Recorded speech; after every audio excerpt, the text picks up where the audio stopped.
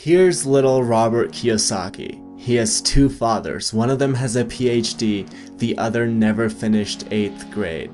Both earn substantial incomes, yet one always struggles financially, while the other is going to become one of the richest men in Hawaii.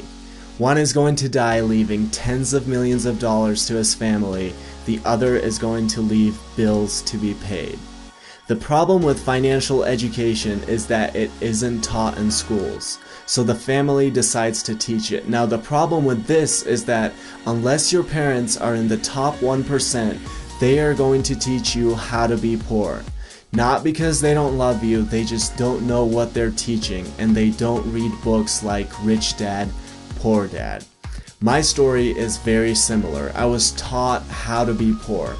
Then I went to the Air Force Academy and studied economics and took accounting and investing classes. I did complicated regressions on economic data and balanced complex balance sheets. Yet I've received more pragmatic advice by reading a single book from Kiyosaki than I did by taking 4 years of complicated classes. I never had a rich dad, but I have many rich dads now. Klassen, Kiyosaki, Hill, DeMarco, the list goes on. So if you weren't born in the top 1%, let's learn from Kiyosaki, who learned from his rich dad. You have to know these two words, assets and liabilities. Now, forget what you might have learned in your accounting classes. We're going to define them in very simple terms. An asset is anything that puts money in your pocket. A liability is anything that takes money from your pocket. Anything can be an asset or a liability. If you own a house and it eats $1,000 a month, then it's a liability. If you own a house and it brings in $1,000 a month, then it's an asset. Assets are things like businesses, real estate, paper assets, things like stocks and bonds. Here's why knowing this distinction is so important. Really try to focus on this. The poor only have expenses. The rich buy assets. And the middle class buy liabilities that they think are assets. After graduating, if I had followed everybody's advice, I would have gotten a job which increases my income, but there are so many problems with that. As I got my job, my girlfriend and I would have moved into a bigger house. We would have gotten a BMW in addition to our Mustang. I would have bought the iPhone 6. The problem with all of this is that I would think I was acquiring assets while I was actually acquiring liabilities. I would have to pay every month for the house, for the car, for my expensive phone. In essence, unless you make a paradigm shift about what you do with your money, which is to buy actual assets, no matter how much income you earn from your job, you will just match it with your liabilities and expenses.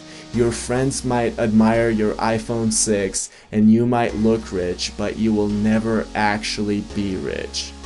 Now, there's nothing wrong with having your job. I just don't have one because I'm operating from the assets quadrant. But if you are following the standard narrative of going to school and getting a job, chances are you're acquiring liabilities which you think are assets.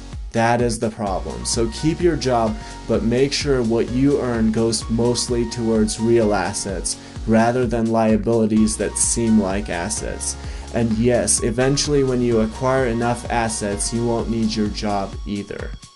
It absolutely blows my mind how people say, well, what if I lose money with the business, or the real estate, or the paper assets?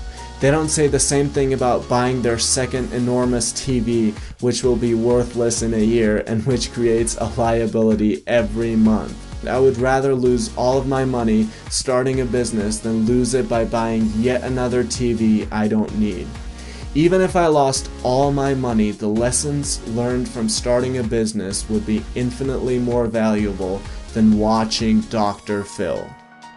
Here's another problem. It's not how much money you make, it's how much money you keep.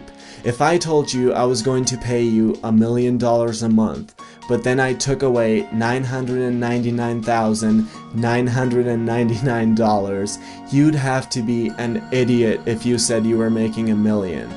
My dad told me, become a doctor and you will be rich. Yet a doctor pays a half or even more of what he earns just to the government. You get taxed when you earn, you get taxed when you spend, you get taxed when you save, and guess what? You get taxed when you die.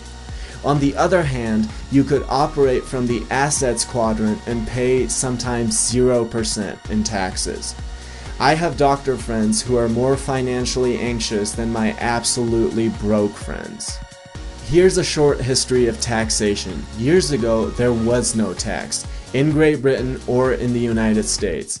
It amazes me how so many people don't realize this. The government would sometimes collect tax during civil wars and extreme cases, but there was no actual tax.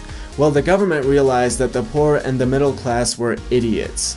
The masses looked up to the idiotic story of Robin Hood and actually admired it. So the government decided it was going to leverage that. It said, hey guys, let's put a tax on the rich so you idiots can get more money from them. Well, of course, all the idiots agreed and voted for it. The problem is that the government's greed grew bigger and bigger until the taxation trickled down to everyone, including the poor. But the rich didn't care. They were too smart for little Robin Hood. They easily found ways to avoid being robbed of their hard-earned money. So it actually hurt the idiots in the end, the poor and the middle class. That is why Warren Buffett pays lower tax rate than his secretary. I was born in 1992 in the Republic of Georgia, right after the breakup of the Soviet Union. If you think I worked my ass off in poverty for 2 decades, so one day I could come to another communist state, you must be out of your mind. You must be out of your mind if you think I'm going to share over half of what I earn with blood and sweat with people who want to sit on their ass and watch TV all day and collect the benefits the government hands out to them so they can get re-elected. The rich are too smart for this. Yes, I'm going to buy my BMW. I'm just going to buy it for my corporation. A poor person thinks of a bunch of buildings when he thinks of a corporation, when in reality it's really a folder full of papers. A folder full of papers that allows the rich to make all the expenses and then pay the taxes at the end. So the rich will never actually be affected by any of this. It will always come down to the middle and the upper middle class, the people who work the hardest to pay for the benefits of the person with a bag of chips in one hand and a remote in the other.